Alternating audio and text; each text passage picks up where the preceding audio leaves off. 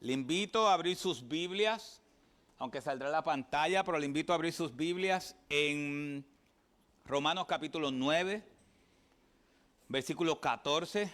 Romanos capítulo 9, versículo 14. Hoy es un poco extenso desde el versículo 14 al 29.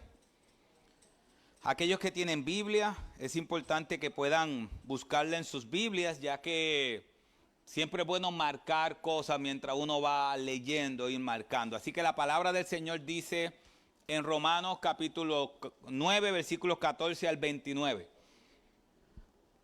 ¿Qué diremos entonces de la Biblia de las Américas? ¿Qué diremos entonces? ¿Que hay injusticia en Dios? De ningún modo.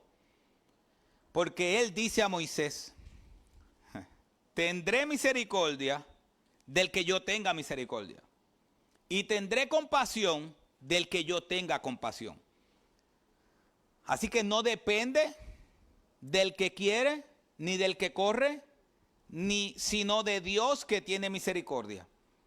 Porque la Escritura dice a Faraón: por esto mismo te he levantado, para demostrar mi poder en ti, y para que mi nombre sea proclamado por toda la tierra. Así que del que quiere tiene misericordia, y el que quiere endurece. Me dirás entonces: ¿por qué pues todavía reprocha a Dios? ¿Por qué? ¿Quién resiste a su voluntad? Al contrario, ¿quién eres tú, oh hombre, que le contestas a Dios?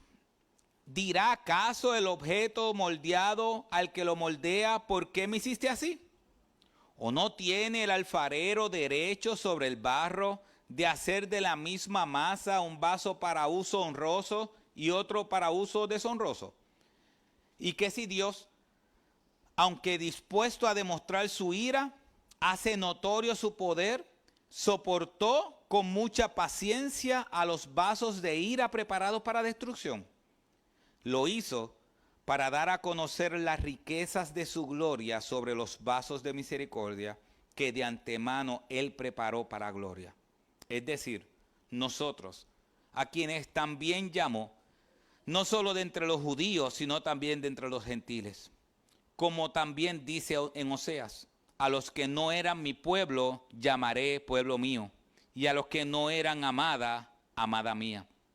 Y acontecerá que en el lugar donde les fue dicho: vosotros no sois mi pueblo, allí serán llamados hijos del Dios viviente.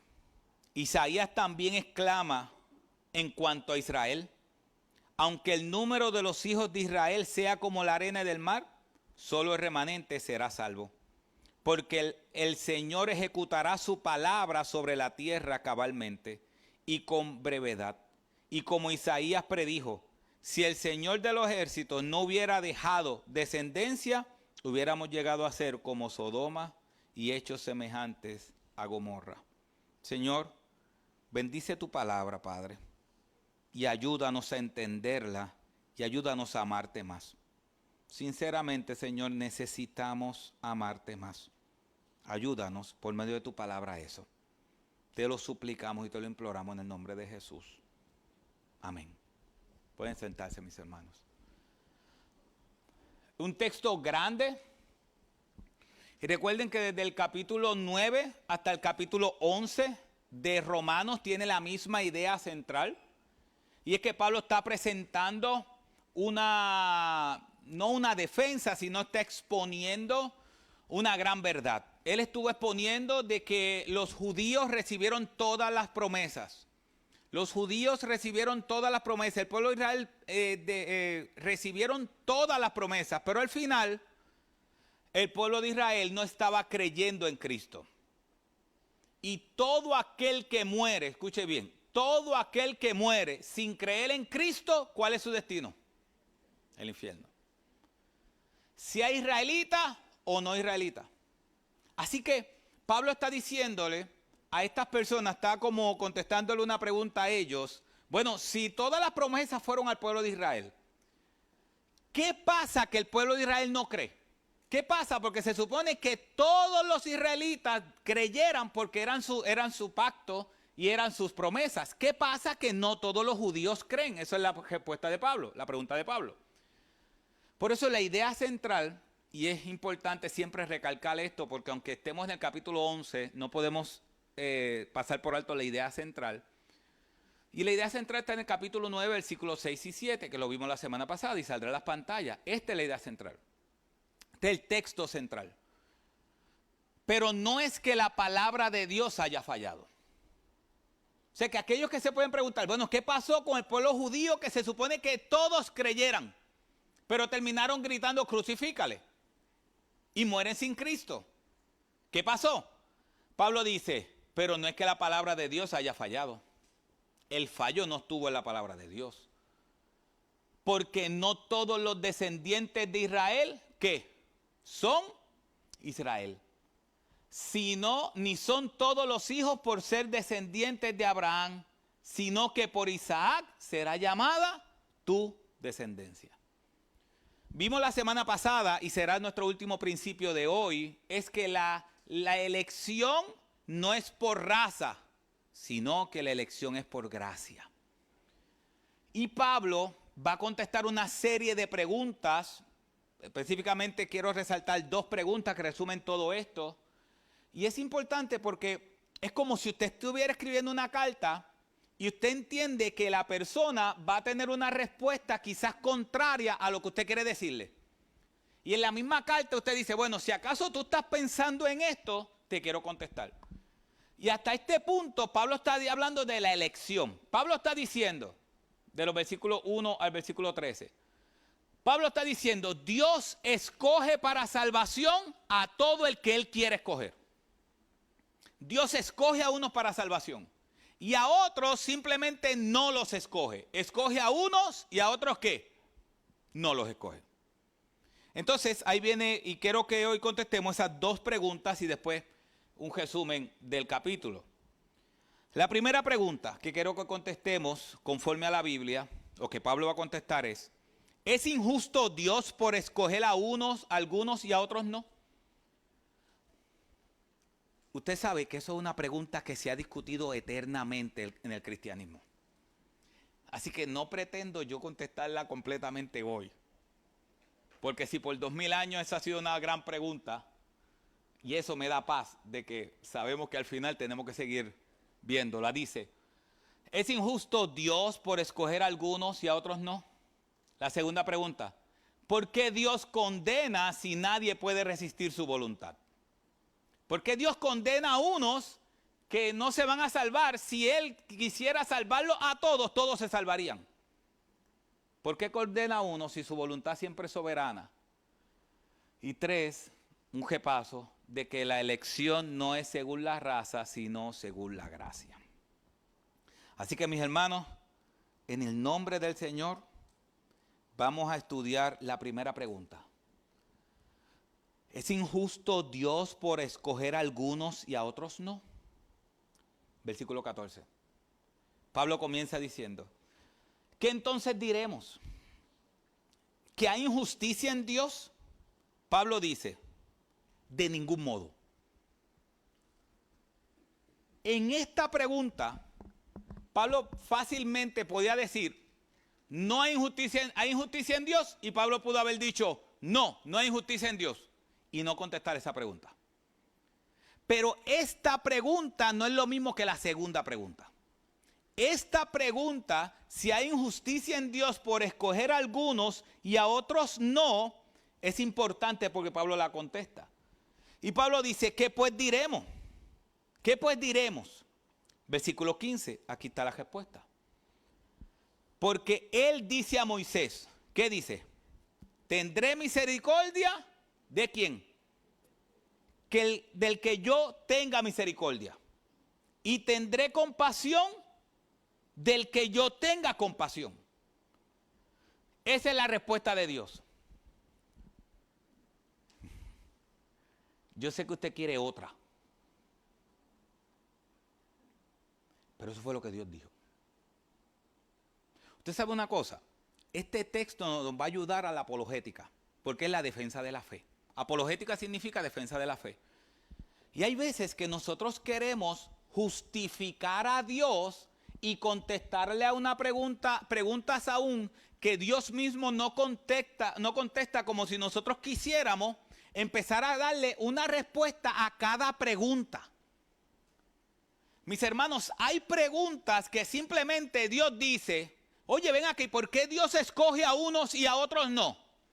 Usted pensaría que Dios iba a utilizar una exposición de un capítulo completo para explicarnos por qué a unos los escoge y a otros no. Pero sin embargo, Dios lo contesta sencillamente y dice que Él le dijo a Moisés, tendré misericordia de quien yo quiera. Esa es la respuesta.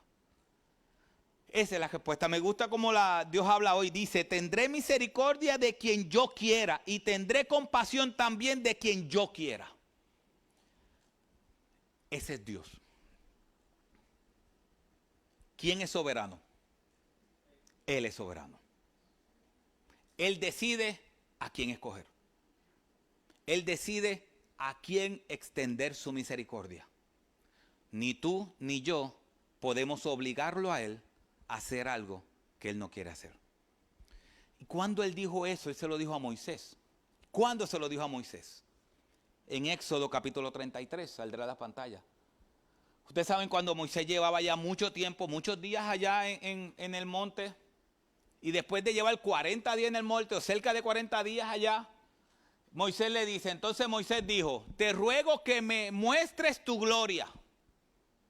40 días creo que llevaba Moisés allí, con Dios.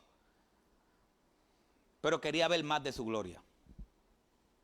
Y Dios no le dijo, quizás como nosotros hubiésemos contestado, oye, lleva 40 días aquí, ¿qué más quieres ver? Dios le respondió y le dice, yo haré pasar toda mi bondad delante de ti y clamaré el nombre del Señor delante de ti. Y tendré misericordia del que tendré misericordia. Y tendré compasión de quien tendré compasión. Así que cuando hablamos de la elección, de que Dios escoge a uno para salvación y otros simplemente siguen hacia la perdición, repasando eso. Yo sé que lo toqué la semana pasada, pero un repaso. Cuando el hombre cayó, se merece la perdición todos los hombres. Dice que todos los hombres quedaron destituidos de la gloria de Dios. Todos los hombres. Así que si el risco que está aquí o ese punto ahí es el infierno, todo hombre por causa de su pecado va caminando hacia el infierno por consecuencia de su pecado. Dios decide amar a unos y a los otros simplemente decide que sigan su camino. Esos que Dios decide amarlos,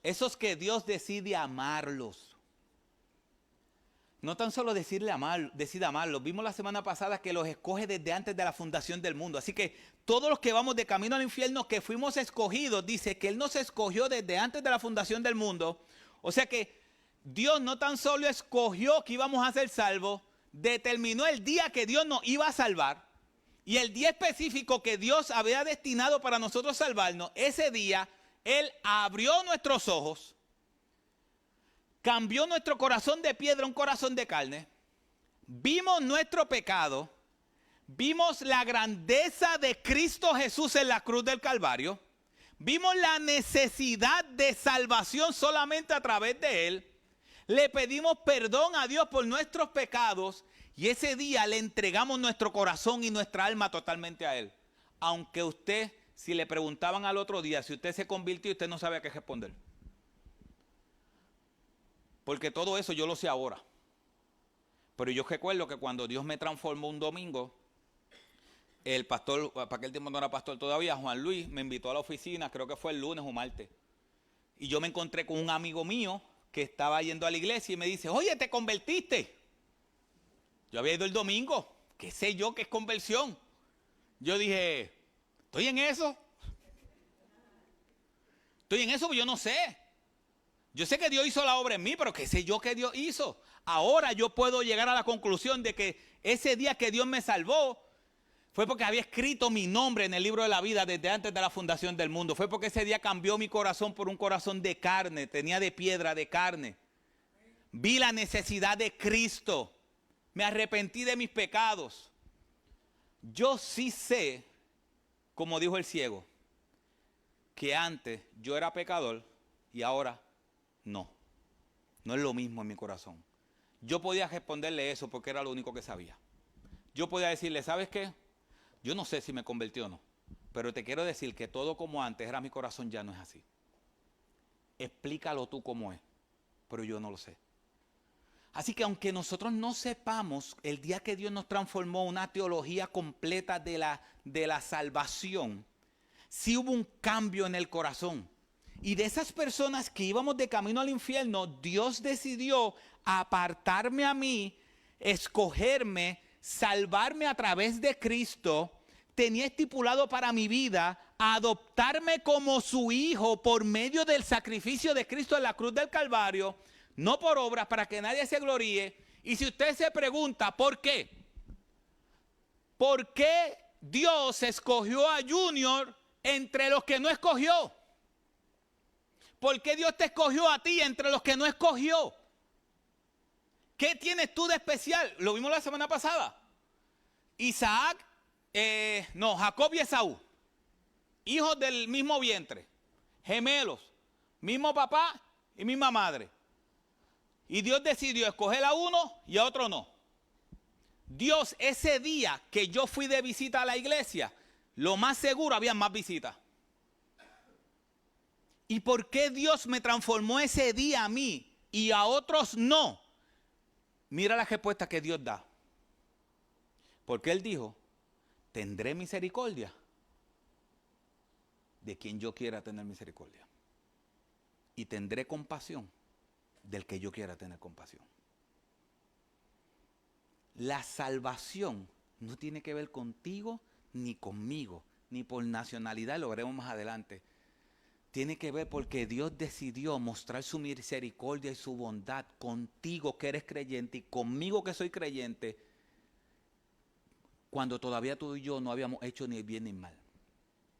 Más todavía, usted sabe, cuando usted quiere estudiar, y yo sé que lo he dicho antes, cuando usted quiere estudiar la Biblia cronológicamente, escuche bien, usted me dice, ok, yo quiero estudiar la Biblia cronológicamente, históricamente, ¿cómo comenzó? No podemos empezar en Génesis 1. Ahora me estoy dando cuenta que lo que estamos leyendo la Biblia cronológicamente empezamos mal. Así que se supone que estemos en Génesis 14, yo creo hoy. La Biblia cronológica no empieza en Génesis 1. Si usted quiere saber, ok, ¿cómo yo quiero estudiar la Biblia de manera cronológica? ¿Cómo empiezo? Tiene que irse a Efesios 1. Porque Efesios 1 dice lo que pasó antes de la fundación del mundo. Y dice que antes de la fundación del mundo Él nos escogió, nos adoptó, nos amó, nos justificó, nos predestinó. Todos los conceptos teológicos en cuanto a la salvación están en Efesios capítulo 1 y eso pasó antes de la fundación del mundo. Todo eso, y usted y yo no lo merecíamos. No sé qué más decir respecto a eso. A veces uno se queda sin palabras. ¿Qué más puedo decir? Nos escogió desde la fundación del mundo porque Él quiso. Porque Él quiso. ¿Qué hice yo para que me escogiera? Al contrario, todo lo que yo hice fue para que no me escogiera. Es como dijo Spurgeon, que lo cité la semana pasada. Gracias a Dios que Él me escogió antes de yo haber nacido. Porque si yo me hubiese escogido, hubiese pensado en mí después que yo nací, no me hubiese escogido. Mis hermanos, la elección es de Dios. Él escoge a quien Él quiere. Y Él dice ahí, aún desde Éxodo, porque quizás usted puede decir, bueno, la elección viene con el Antiguo Testamento, con el Nuevo Testamento. No, la elección no viene con el Nuevo Testamento. La elección está desde antes de la fundación del mundo. Desde antes que existiera un pacto escrito, había un pacto ya establecido por Dios de que nos iba a amar a cada uno de sus hijos. La Biblia dice que nosotros somos su especial tesoro. ¿Cómo es eso posible? ¿Cómo es eso posible? ¿Cómo es posible que nosotros que seguimos pecando, como veníamos los pecados respetables ahorita en el estudio, cada día un pecado distinto, cada día una lucha distinta, cada día, ¿cómo es posible que Dios decidió amarnos? Por eso la salvación debe llevarnos a la humildad, porque la razón por la cual otros no son salvos no es porque tú eres más especial por algo que tú hiciste, es porque Dios decidió amarte a ti y a otros no. Mis hermanos, ¿sabes qué está sintiendo este pasaje? Este pasaje nos está enseñando que Dios es libre de escoger a quien Él quiera. Si vemos el versículo 10, el versículo 15 otra vez. Tendré misericordia del que yo tenga misericordia. Y tendré compasión del que yo quiera tener compasión. Al final, Él es libre para hacer lo que Él quiera. A veces nosotros podemos decir y tratamos porque suena fuerte. No suena fuerte eso de momento. Oye, pero ¿qué pasa que Dios escoge a uno, a otros no? Y uno se siente como que le entrara a la pared. ¿Qué contesto? Ay, ¿es verdad o no? ¿Qué contesto? ¿Cómo lo digo? Miren, así sencillamente, Dios dijo que Él iba a tener misericordia de quien Él quiera tener misericordia. Y Él va a tener compasión de quien Él quiera. Pero eso, cuando se pasa a nuestra vida, nos molesta. Por ejemplo, si alguien va donde usted y le dice de qué color tiene que pintar su casa, ¿qué usted le va a decir? Si usted es espiritual, le va a decir, ven, píntala tú. Si usted es menos espiritual, usted se imagina lo que usted le va a decir. ¿Por qué? Porque esa es su casa. ¿Y quién decide en su casa? ¿Usted? Pero cuando se trata de Dios tomar una decisión libre y voluntaria de Él, ahí entonces hay problema. No sé si me sigue, ahí entonces hay problema. Pero cuando se trata de alguien meterse en su casa, de cómo hacer las cosas, usted no lo permite. Es más, hay muchas peleas con suegras y suegros por eso. Gracias a Dios yo no soy así. Bueno, habría que preguntarle. Pero hay gente que siempre quiere estar en la vida del otro. Y uno se molesta. Chacho, pero es que me quieren decir, miren, usted sabe que usted se molesta cuando le enseñan cómo criar sus hijos, cuando saben que está mal. Y usted sabe que eso le molesta cuando alguien se quiere meter en su vida. Es más, por eso hay pocos discipulados. La razón por la cual hay pocos discipulados es porque la gente no quiere que nadie se meta en la vida del otro. No decidas por mí. Ahora, cuando entonces le toca a Dios decidir qué Él va a hacer, entonces dice, pero soy injusto. No. Dios es soberano. Y mira lo que dice el versículo 16. Versículo 16 dice, así que no depende del que quiere ni del que corre, sino de Dios que tiene, ¿qué? Misericordia. Y yo sé que es repetido, pero es importante que la doctrina la tengamos repetida. La repetición es importante, por eso está el Shema hebreo. Oye Israel, oye Israel, oye Israel. Mis hermanos, la salvación es por gracia. No depende de esfuerzo humano. Depende de Dios. ¿Y cómo obra eso? Porque a veces uno ve un esfuerzo humano en una persona que quiera arrepentirse, pedir perdón y servir a Dios. ¿Cómo entonces es que yo puedo ver en alguien algún esfuerzo humano, pero la Biblia dice que la salvación no es por esfuerzo humano? Esa es la gracia. Que lo que hace Dios es que cambia nuestro corazón y cambia nuestros anhelos. Y cuando una persona se salva, es porque ya Dios cambió el corazón y esa persona quiere buscar a Cristo. Quiere salvarse. O sea que no es por obra, no depende de quién corre y quién salte y quién haga obras. Y yo sé que he escuchado 1000 veces, pórtate bien para que llegues al cielo. Mis hermanos, tú te puedes portar bien y no vas a llegar al cielo porque también te portas mal. Porque para entrar al cielo necesitas perfección. Y el único que te puede vestir de perfección es Cristo perdonando tus pecados. No puedes vestirte tú mismo de perfección, necesitas las ropas santas de Cristo puestas sobre ti, el perdón de los pecados. Entonces Pablo está diciendo, no depende del que corre. Tim Keller dice esto. Así que la salvación, dijo Tim Keller, pues ya no está. Así que la salvación no depende del deseo o esfuerzo del hombre. Es decir, de cualquier cosa que queramos por lo que nos esforzamos o logremos, sino de la misericordia de Dios. Y por lo tanto, nadie puede acusar a Dios de injusticia al no extender su misericordia a más personas de las que Él desea.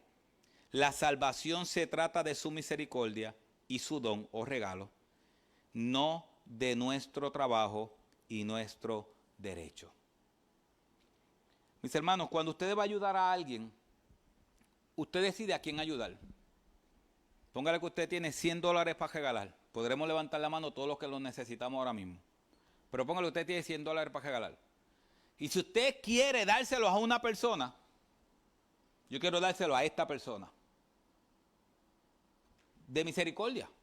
Yo quiero darle a esta persona misericordia. El de al lado le puede decir que tú eres injusto. Tú eres injusto. ¿Por qué? No, porque tú se lo diste a esta persona y no a mí. ¿Qué usted le va a decir? Si es espiritual, usted le va a decir, los chavos son de quién? Mío. Y se los doy a quien qué. Si usted es espiritual, le va a decir, mira, es que lo que pasa es que el dinero es mío. Y yo, ¿verdad? Pero hago uso del dinero como yo entienda mejor. Si es poco espiritual, usted va a decir, los chavos son míos y yo digo a quién se los doy. ¿Cierto? ¿Le puede decir el que usted no le dio el dinero, le puede decir que usted es injusto? ¿Verdad que no? ¿Por qué? Porque usted decidió a quién le va a dar el dinero. Pero cuando es Dios, entonces hay un problema. Cuando es el Dios el que dice, yo te voy a salvar a ti y te voy a dar algo que tú no tienes, pero no se lo da a otros, uno dice, pero ven acá, ¿y por qué a unos sí, a otros no? ¿Ven la diferencia? Cuando se trata de uno versus cuando se trata de Dios. Cuando se trata de uno, ¿qué uno le diría? Porque yo quise. Y porque cuando se trata de Dios uno tiene que tratar de darle una explicación gigantesca de por qué Dios escoge a uno y a otros no. ¿Qué nosotros debemos entonces contestarle conforme a la Biblia? ¿Por qué Dios escoge a uno y a otros no? ¿Porque Él qué? Porque Él quiso. Porque aquí el soberano es Él. Aquí el soberano es Él.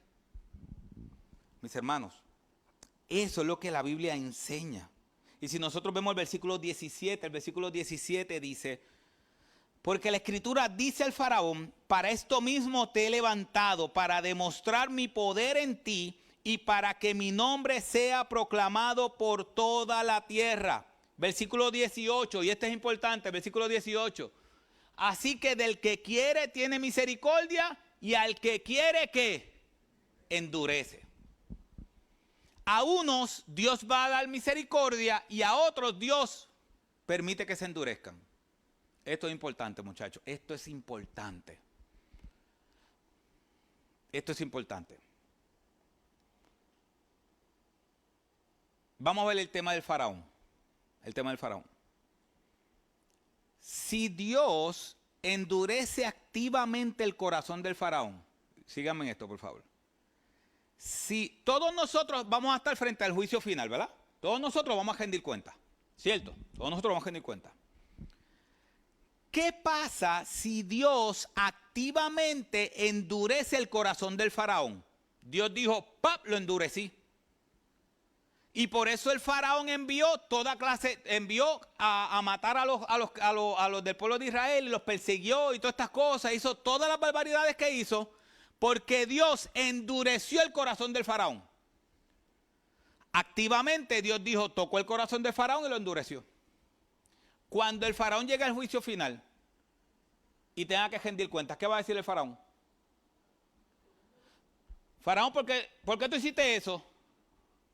Porque tú me endureciste el corazón. ¿Cierto? Porque Dios activamente le endureció el corazón. Y si Dios le endureció el corazón activamente, Dios dijo, tu corazón se va a endurecer. ¿El faraón tiene excusa cuando llega al juicio final? ¿Tiene excusa? Porque fue Dios el que endureció el corazón. Ahora, pero la Biblia dice que Dios lo endureció. ¿Y cómo entonces Dios endurece un corazón sin ser activo? ¿Cómo? Escuchen bien, no sé si me voy siguiendo. ¿Cómo Dios endurece el corazón sin ser activo? Sin ser el que directamente lo endurece, sino que el corazón queda duro, pero no activamente. ¿Qué hizo con el faraón? Miren cómo Dios lo hace. ¿Qué hizo con el faraón? Cuando Moisés hacía un milagro y Aarón, ¿Qué hacían los ayudantes del faraón? Hacían lo mismo. Y cuando Moisés hacía algo, el faraón lo hacía. Y cuando Aarón hacía algo, entonces eso era como un versus. Mira, se convirtió en una serpiente. Y viene, mira, también. El faraón se endureció su corazón entendiendo que él era igual que Dios porque tenía las mismas capacidades de hacer milagros igual que Dios. Porque recuérdense que para aquel tiempo los faraones eran, era más bien cuando morían, pero también en vida se hacían llamar dioses. Así que la manera en cómo Dios endurece el corazón es cuando una persona está en pecado, pero le salen las cosas igual que le sale a un creyente. ¿Me escuchó bien? Voy otra vez. Una de las maneras como Dios endurece el corazón de las personas, permite endurecimiento de corazón, es cuando a la vida de un no creyente que está en pecado le salen todas las cosas bien. ¿Por qué? Porque esa persona que no es cristiana, ¿qué dice? No necesito a Dios. Lo mismo que el faraón. El faraón dijo, yo no necesito a tu Dios porque ya mis hombres hacen los mismos milagros. Ahora, ¿qué pasó cuando fueron las plagas? Como se decía ahorita en el estudio, un muy buen estudio. ¿Cómo se decía ahorita? Que el pecado comienza a crecer y comienza a crecer y empiezas a permitirlo y empieza a crecer y a crecer y a crecer y a crecer hasta que toma el control completamente tuyo. Porque usted puede decir, pero ven acá, y con las plagas que Dios envió, ¿no fueron suficientes? Hubiesen sido suficientes si el corazón no hubiese endurecido. Pero cuando el corazón ya está endurecido, usted no le ha dicho a una persona, oye, busca de Dios, y por más chavao que esté, no puede. Porque el corazón está endurecido. Ahora, el faraón, sabiendo cómo Dios permitió que su corazón se endureciera, él pensando que era igual que Dios. Cuando llegue al juicio final y Dios le diga, faraón, ¿qué pasó? ¿El faraón va a poder decir, fuiste tú que me endureciste? No. ¿Qué va a tener que decir el faraón? Fui yo. Fui yo porque cuando yo vi que mis ayudantes hacían los mismos milagros que Moisés, él no lo va a decir, pero eso fue lo que pasó. Cuando vio que los ayudantes de él hacían los mismos milagros que Moisés, él dijo, yo puedo sin Dios. Por eso, mis hermanos, escuche bien. Eso se replica, escuche bien, eso se replica. Hay veces que usted ve una persona no creyente y usted dice, gente, pero esta persona está bien. Esta persona está bien. Y a veces decimos, ¿sabes qué es lo único que le falta? Lo único, un detalle. Cristo. Lo único que le falta es Cristo. Porque todo lo demás lo tiene. Y a veces pasa eso, vemos muchachos, no, mira, todo lo demás lo tiene, lo que le falta es Cristo. No, si le falta a Cristo, le falta todo. Porque cuando una persona está así, es posible que Dios esté permitiendo eso porque lo abandonó. Escuche bien. Romanos capítulo 1 lo vimos. ¿Cómo se da el abandono de Dios? 3 veces dice Romanos capítulo 1, versículo 24 al 32, creo que dice que 3 veces que Dios los abandonó, los entregó a inmoralidad. Entonces cuando pasan esas cosas es porque ya Dios los entregó. Ya Dios dice, yo no voy a bregar contigo. Entonces nosotros nos da envidia el no creyente cuando progresa.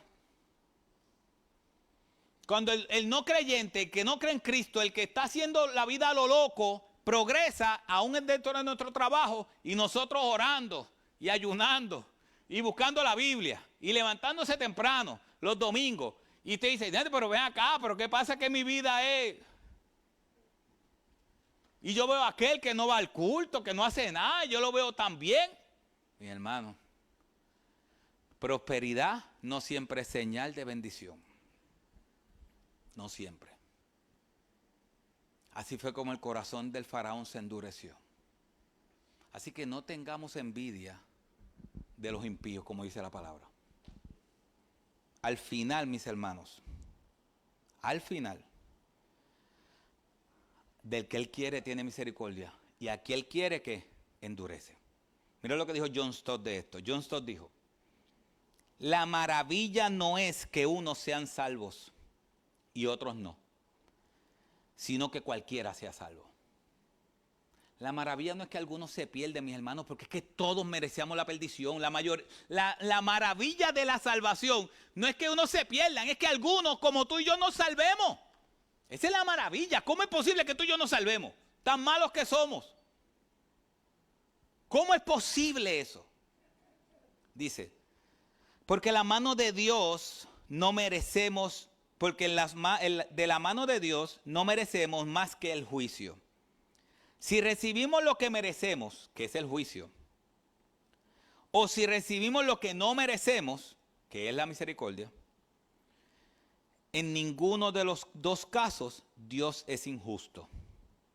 Por tanto, si alguien se pierde, la culpa es propia. Pero si alguien se salva, el mérito es ¿de quién?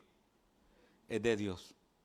Esta antinomía contiene un misterio que nuestro conocimiento actual no puede resolver, pero es consistente con las Escrituras, la historia y la experiencia. El que se pierde por sí mismo. Y el que se salva porque Dios lo salva. Eso es lo que la Biblia enseña. Y escogió a unos para salvación y a otros simplemente los dejó en la perdición. Esa es la primera pregunta. La segunda pregunta: ¿por qué Dios condena si nadie puede resistir su voluntad? ¿Por qué Dios condena a alguien? ¿Por qué Dios condena entonces? Porque si Él llama a todo el mundo, nadie va a resistir su voluntad. Escuche bien, mis hermanos, nosotros no creemos universalismo. Bueno, no deberíamos creer en el universalismo. Es que todo el mundo se salva. Mis hermanos, miren, yo sé que hay canciones importantes. Las canciones que usted escucha en la radio no son libros para que usted haga teología con las canciones que escucha. No, las canciones no fueron diseñadas. Hay ciertos tipos de canciones que no fueron diseñados para enseñarnos teología. Por ejemplo, hay una canción de un artista que a mí me gusta, creo que es Redimido. A mí me gusta Redimido, yo soy joven. Me gusta el Redimido. Redimido dijo una canción, no es reggaetón, es rap. Redimido es rap, acuérdense de eso. Hay una diferencia entre reggaetón y rap. A mí me gusta Redimido. Y tiene canciones muy buenas. Pero creo que fue él que compuso una canción que Hitler se salvó, que Dios murió por Hitler, que Dios murió por un montón de gente. Mis hermanos, escuche bien. Si Dios murió por alguien y ese alguien se perdió, entonces el sacrificio de Cristo no vale nada. Nosotros creemos que el sacrificio de Cristo es perfecto. Y Cristo dice en Juan capítulo 17 que ninguno de los que tú me diste se perdió. Ninguno. Así que esto es importante. Dios no murió por todo el mundo. Así que por eso es que Pablo tiene que hacerle esa pregunta. Pablo lo que está diciendo es, si Dios hubiese escogido a todos, todos se salvan. Entonces, la pregunta que ustedes pueden hacer, dice Pablo a los romanos, es, ¿y por qué no escogió a todos? Si nadie puede ejercer su voluntad, ¿por qué no escogió a todos? Si lo hubiese escogido a todos, todos se salvan. Entonces, ¿por qué escogió a algunos si él podía salvar a todos? Buena esa pregunta. Bueno, mejor es la contestación. Versículo 19. Me dirás entonces, ¿por qué pues todavía reprocha a Dios? ¿Por qué? ¿Quién resiste a su voluntad? Mira la respuesta.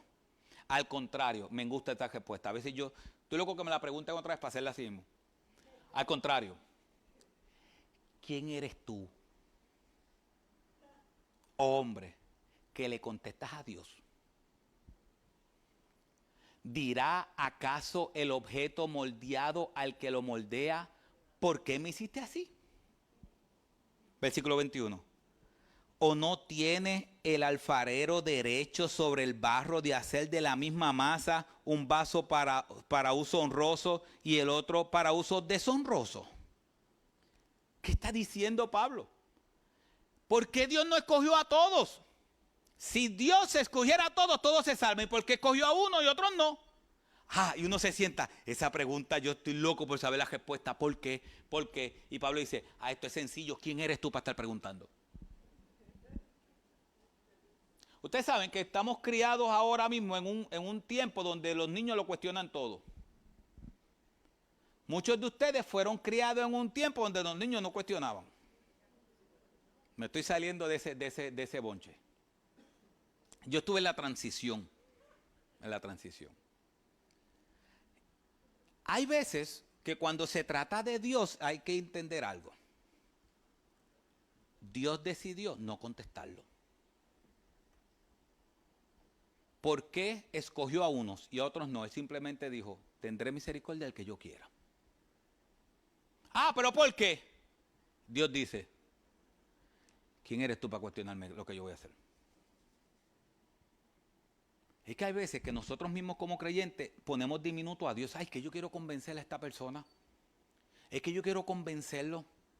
Entonces, como me está preguntando por qué Dios escoge a uno y a otros no, yo necesito convencerlo. Déjame ver qué argumentos voy a traer para convencerlo respecto a este punto. Recuerden, la Biblia dice que tenemos que estar preparados para presentar defensa de la fe. No es que no vamos a estudiar, debemos estudiar ciertos temas que están claros en la Biblia, pero hay otros temas que no están claros. Hay temas que la gente, oye, pero ¿por qué escoge a uno y a otros no? Porque Él quiere.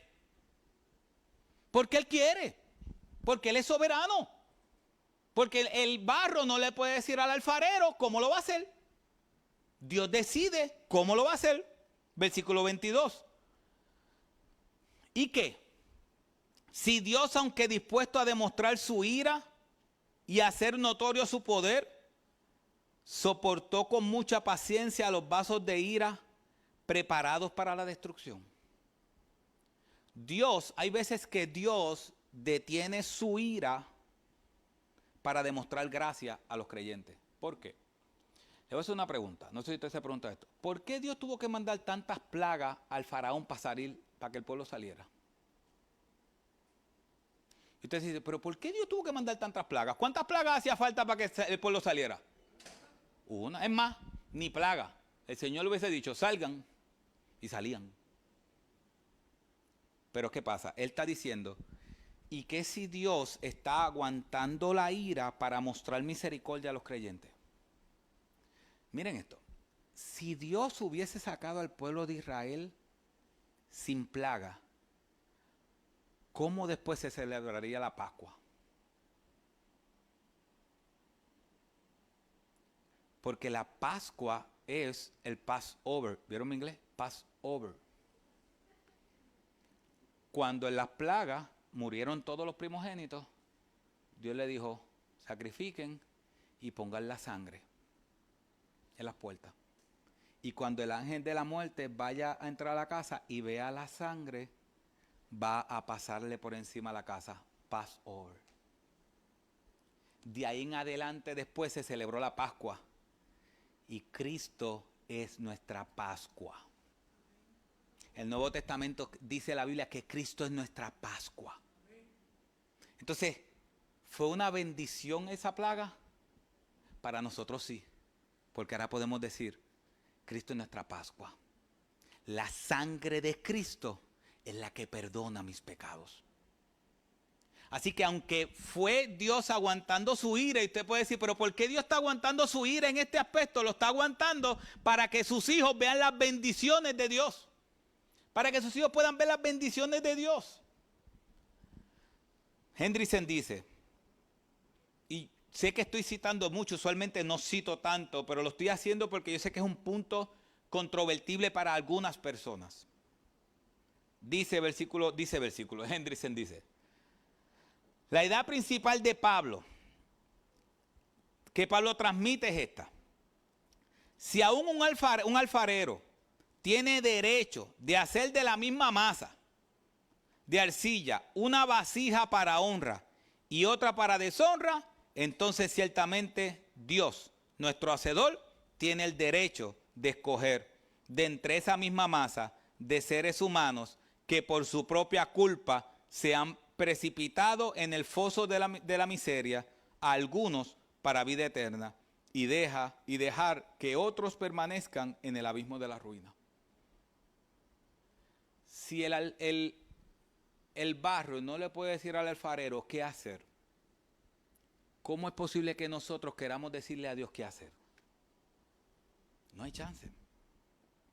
Y último, mis hermanos, la elección o la salvación no es según la raza, sino según la gracia. Hasta ahora Pablo le está hablando a los judíos y a los gentiles. Pero Pablo le está diciendo, porque acuérdense, y hay veces que nosotros tenemos que remontarnos a esto. Recuérdense algo. Nosotros no éramos parte del pueblo judío. Nosotros no éramos. Bueno, tampoco lo somos. Pero el gentil, a los ojos de ellos, no era parte del pueblo de Dios. No tenía las promesas. Tú y yo, dice Efesios capítulo 2, versículo 11, 12 hasta el 14, dice que tú y yo éramos ateos, tú y yo estábamos sin esperanza, no teníamos Dios en este mundo, no teníamos nada. Y los judíos estaban diciendo, nosotros somos el pueblo de Dios, lo cual todavía los que practican el judaizante creen que son el pueblo de Dios. Ustedes saben que yo estuve escuchando una entrevista a un judío practicante esta semana y el judío practicante dijo, para nosotros Cristo es un falsante. Y se llama Ben Shapiro. Yo sigo su podcast. Ya saben que yo escucho Manny Morte y también escucho Ben Shapiro. Yo sigo su podcast fielmente. Y en una entrevista que le hizo Joe Rogan hace un par de meses atrás, le estoy diciendo nombre le dijo, ¿quieres que te conteste de manera religiosa respecto al matrimonio entre el mismo sexo o quieres que te conteste de manera social? Y Joe Rogan le dijo, contéstame de manera religiosa. ¿Tiene que ver con Cristo? Y él dijo, no, nosotros no creemos en Cristo. ¿No? ¿Y cuál es su visión de Cristo? Ben Shapiro le dijo, para nosotros Cristo es un falsante. Mis hermanos, no es el pueblo judío o gentil. Es que Dios escogió gente de toda tribu, pueblo, lengua y nación. No es simplemente el judío, el gentil. Se divide entre judío y gentil. Dios lo divide entre los que yo escogí y los que no escogí. ¿Vieron la diferencia? Nosotros es el judío, el gentil. El israelita y el gentil. Y Dios, la división de Dios no es ni indio. No, la división de Dios es los que yo extendí mi misericordia y los que no extendí mi misericordia. De toda tribu, pueblo, lengua y nación. Entonces mira lo que dice el versículo 23. Lo hizo para dar a conocer las riquezas de su gloria sobre los vasos de misericordia que de antemano Él preparó para gloria. Mire esto, impresionante. Nosotros que éramos los más pecadores del mundo, Él nos preparó para su gloria. Versículo 24. Y es decir, nosotros, mira lo que dice, es decir, nosotros, a quienes también llamó, no solo de entre quienes, entre los judíos, sino también entre quién, entre los gentiles. No tan solo entre los judíos, sino también entre los gentiles. ¿Qué dice Apocalipsis capítulo 5, versículo 9? Y cantaban. Mira lo que dice Apocalipsis capítulo 5, versículo 9. Cuando estemos en ese cielo nuevo y esa tierra nueva, ¿qué dice? Y cantaban un cántico nuevo diciendo, digno eres de tomar el libro y de abrir sus sellos, porque tú fuiste inmolado y con tu sangre compraste para Dios a gente de toda tribu, lengua, pueblo y nación. ¿Cómo es que un judío practicante dice que Cristo es un impostor? Cristo no es un impostor. Y si usted se pregunta, ¿pero por qué no todos los judíos creen? Porque es que Dios nunca decidió que todos los judíos crean. Y si usted dice, pero espera, ¿cómo que no? ¿Cómo que es así? Bueno, mire lo que dice el texto, versículo 25 de Romanos 9, como también dice Oseas, al que no era mi pueblo llamaré pueblo mío, y al que no era amada, amada mía. Y acontecerá que en lugar donde les fue dicho, vosotros no sois mi pueblo, allí serán llamados hijos del Dios altísimo, del Dios viviente. Y termina aclarando diciendo, Isaías citó a Oseas el Antiguo Testamento, y ahora cita el Antiguo Testamento otra vez, dice, así Isaías también exclama en cuanto a Israel. Aunque el número de los hijos de Israel sea como la arena del mar, solo el remanente será ¿qué? Sea salvo.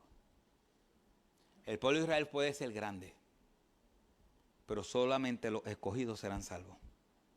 Porque el Señor ejecutará su palabra sobre la tierra cabalmente y con brevedad. Y como Isaías predijo, si el Señor de los ejércitos no hubiera dejado descendencia, hubiéramos llegado a ser como Sodoma y hecho semejante a Gomorra. Mis hermanos, nosotros somos pueblo de Dios. Mira lo que dice el versículo 25 y 26, con esto cejamos. Dice,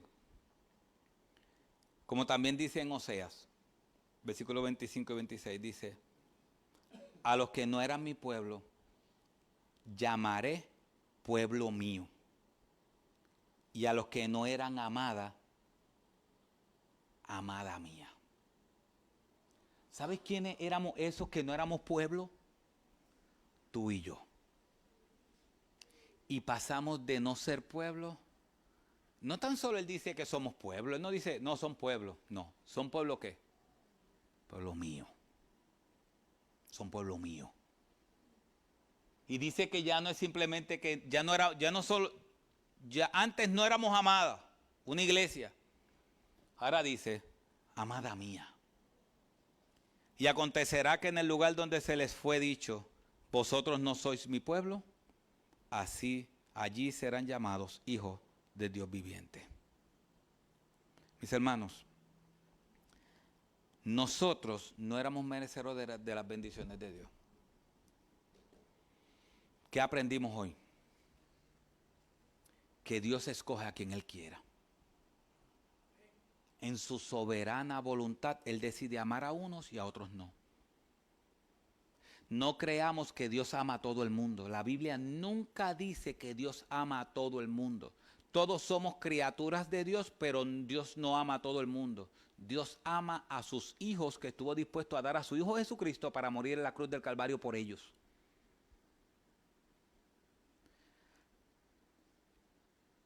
Él escoge a quien Él quiera. Y si tú estás aquí y estás sin Él, tú puedes decir, bueno, ¿y qué pasa conmigo? ¿Cómo sabes si Él te escogió? Si hoy el Espíritu Santo está ministrando tu alma y te está presentando lo pecador o pecadora que eres.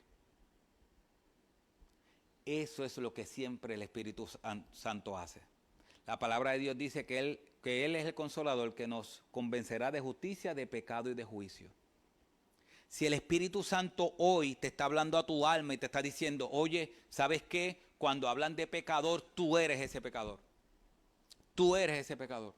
Si hoy tú te estás sintiendo la persona más pecadora del mundo, algo que tú nunca habías sentido antes, que te sientes el pecador más grande del mundo, es posible que el Espíritu Santo esté quebrantando tu alma. Cuando a mí me pasó, yo no tuve que llorar, yo no pasé al frente, pero sí comprendí una gran verdad. Yo era un gran pecador. Y necesitas a Cristo. El único que puede perdonar los pecados que Dios te está poniendo en tu mente ahora mismo es Cristo. Es el único. Así que ven a Cristo. Él es el único que puede perdonar el pecado.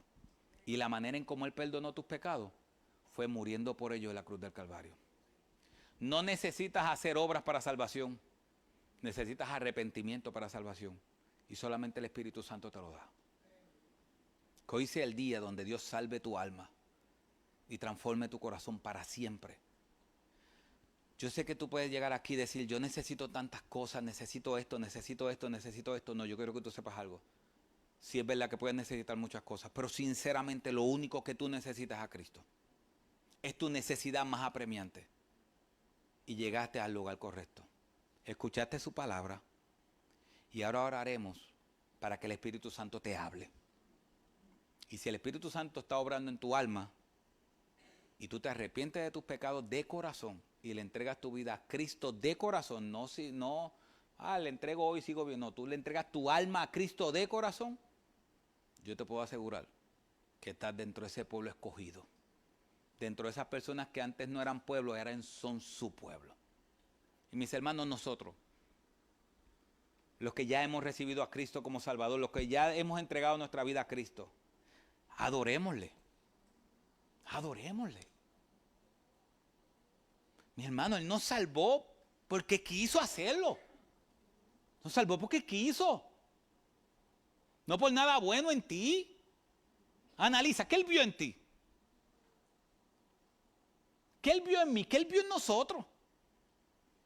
Nada. Decidió amarnos. Ahora mismo hay mucha gente en el infierno que Él decidió no amar. Pero nosotros decidió amarnos. Y si usted se pregunta ¿por qué? Porque Él dijo desde antes de la fundación del mundo, no sé. Desde antes de la fundación del mundo Él dijo, te voy a amar. Te voy a amar. Y quizás usted le pregunta, Señor, ¿pero por qué? ¿Qué hice yo para que tú me ames? Tú no hiciste nada. Yo decidí amarte. Eso es impresionante que Dios haya decidido desde antes de la fundación del mundo amarte. Te voy a amar. Aunque no hagas algo bueno o algo malo, te voy a amar. Y te voy a amar hasta lo sumo. Porque no hay mayor amor que este, que uno entregue su vida por sus hermanos.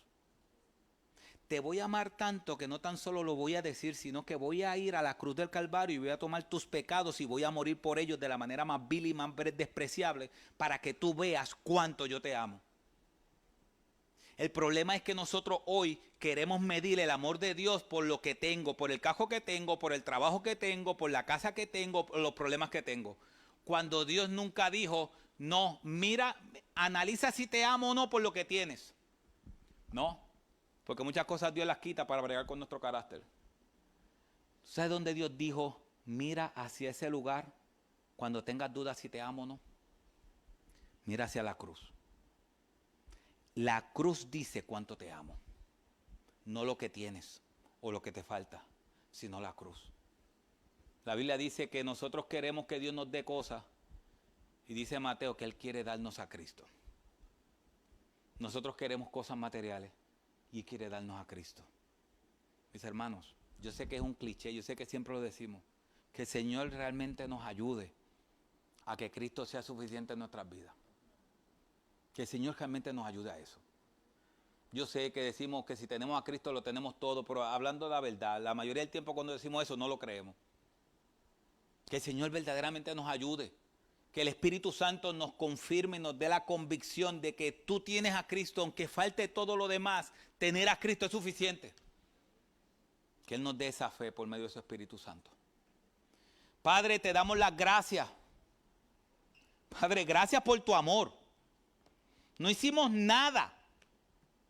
Padre, tú decidiste amarnos, tú decidiste entregarte a la cruz del Calvario por nosotros, Señor. Padre, y gracias por no contestar esa pregunta. Gracias por no contestarla. Gracias simplemente decir no. Es que no hay otra respuesta. Bueno, realmente la contestaste, no hay otra respuesta. Porque tú quisiste. Porque tú decidiste amar a unos y a otros no. Y de esas personas que tú decidiste amar, estoy yo y están mis hermanos. Señor, pero qué grande tú eres. Gracias por Cristo. Porque es el único que pudo perdonar nuestros pecados al morir por ellos en la cruz. Padre, yo te pido y te suplico en el nombre de Jesús, que si hay alguien aquí que no te conoce, que tú le hables a su alma hoy. Padre, muéstrale la hermosura de Cristo. Muéstrale lo pecador que son, como lo hiciste con nosotros y lo sigues haciendo con nosotros. Padre, que tu Espíritu Santo pueda mostrarles sus pecados, pero que también ese mismo Espíritu Santo pueda mostrarle la verdadera salvación que es única y exclusivamente a través de Cristo. Muéstrale, Señor, que pueden necesitar muchas cosas, pero lo más que necesitan es salvación de su alma, y solo Cristo lo puede hacer. Padre, yo te pido, yo sé que aquí hay padres que sus hijos están junto a ellos. Yo sé que aquí hay padres que sus hijos están aquí y que algunos de ellos no son creyentes. Hijos, nietos. Padre, háblale, Señor. Padre, que tu Espíritu Santo toque sus almas. Padre, hoy aprendimos que no depende de uno, depende de ti. Señor, ten misericordia de ellos. Sálvalos, Señor. Háblales hoy por medio de tu palabra. Que hoy puedan comprender lo que nosotros hemos comprendido, que somos pecadores, pero que Cristo es un gran Salvador. Padre, engrandece la cruz de Cristo sobre sus corazones. Yo te suplico, Señor, que tú los salves. Sálvalos, Señor. Padre, y las personas que están aquí que no te conocen, que han escuchado el mensaje tuyo, sálvalos, Señor. Padre, liberta sus cadenas. Tu palabra dice que si el Hijo los libertare, seréis verdaderamente libres. Ellos pudieron haber llegado aquí pensando que nosotros somos los que estamos esclavizados. Muéstrale que nosotros estamos libres en ti, que los que son esclavos del pecado son ellos. Muéstrale que solamente Cristo los libera. Padre, muéstrale la hermosura de Cristo, nuestro Salvador, crucificado y resucitado al tercer día. Padre, cambia sus corazones, sus almas. Y como decía la canción ahorita, y lo dice también tu palabra, que pasen de ser enemigos a ser hijos tuyos. Padre, haz la obra. Tu palabra fue expuesta. Necesitamos que tu Espíritu Santo haga la obra. Te lo suplicamos, Señor. En el nombre de Jesús, que es el nombre que es sobre todo nombre. Por favor, Señor, ten misericordia. En el nombre de Jesús.